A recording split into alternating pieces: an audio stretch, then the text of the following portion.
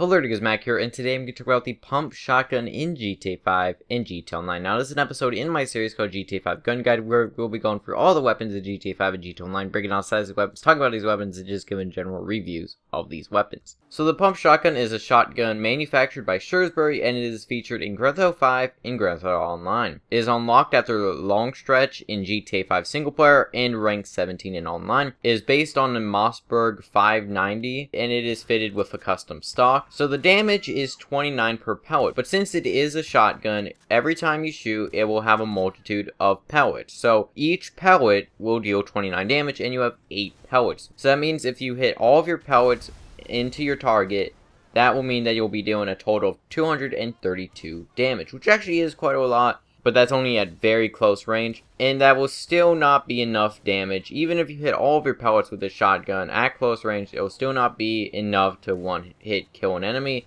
because you're only doing 232 damage. You're going to have 6 damage left over from that enemy, which is very, very little for this game.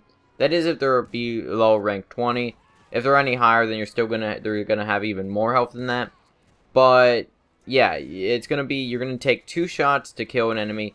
But with that second shot, you don't even have to hit most of your pellets. You can just get a few pellets to hit here and there, and you'll still be doing enough damage, which actually is pretty nice. But up close, you'll be able to kill almost every NPC in the game, which is nice. So the spread on this weapon is 2.5, but since it is a shotgun, the spread is a little weird because, of course, it is a shotgun, so you want that huge spread because you want your bullets to hit, but it's a little hard to test shotgun spreads because they are really random, so it's kind of hard to test out how it is. But the spread shouldn't affect you too much because you're going to be using this weapon up close anyways. Speaking of how close you're going to be using this weapon, the damage fall off is from 10 meters to 40 meters, and like most weapons in the game, it's a times 0.3 for each meter damage fall off modifier. The shotgun can hold 8 shells per magazine, and a cool trait with this weapon is that the hit limbs damage modifier is 1.0, which most weapons in the game have 0.5 times damage. So that means, if you hit an enemy in the limbs, which is the arms, feet, legs, or hands, you'll be doing 1.0 damage, which is the base damage of the weapon. So you won't have any decrease.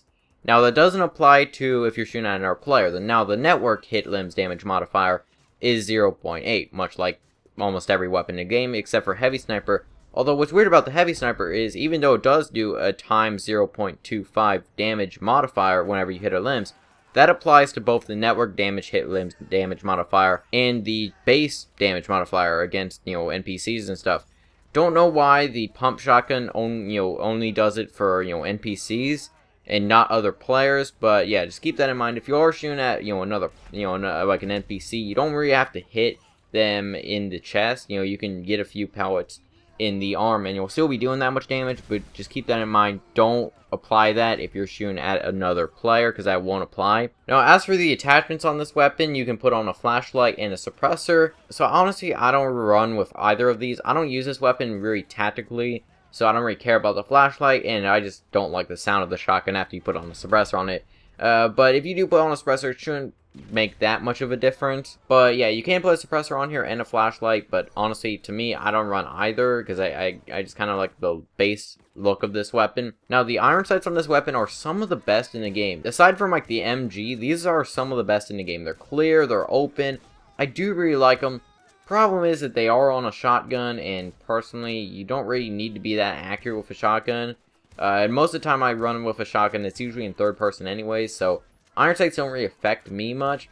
But if you do like iron sights in this game, these are some of the best in the game, in my opinion, because, not only do they just don't block much of your vision, and they are very precise, and I do really like them.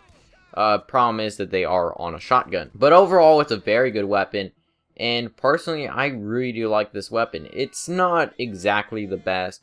It's not the best damage for a shotgun. We'll talk about those later in the series for shotguns. And it's a very good overall shotgun, and especially because you get this at a pretty low rank, at rank 17. You can actually use this weapon pretty good. Now, it is a shotgun, so just keep in mind that you don't want to use this weapon like a rifle. You just want to be up close, get up close to your enemy, take them out with a shotgun. You can usually just put 2 shots in them, and they'll most likely down. Maybe 3 if you miss a few pellets here and there. but overall it's a very good shotgun. So if you'd like to go check out some more stats on this weapon and some more information on this weapon, I'll have links down in the description. You can go check out those in the description. Also, if you'd like to go check out last episode in this series, which was on the marksman rifle, then I'll have a link down in the description. You can go click that link and you can go check out that video.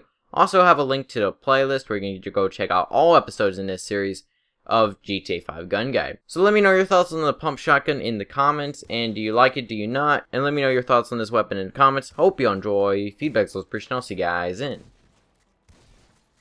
the next video.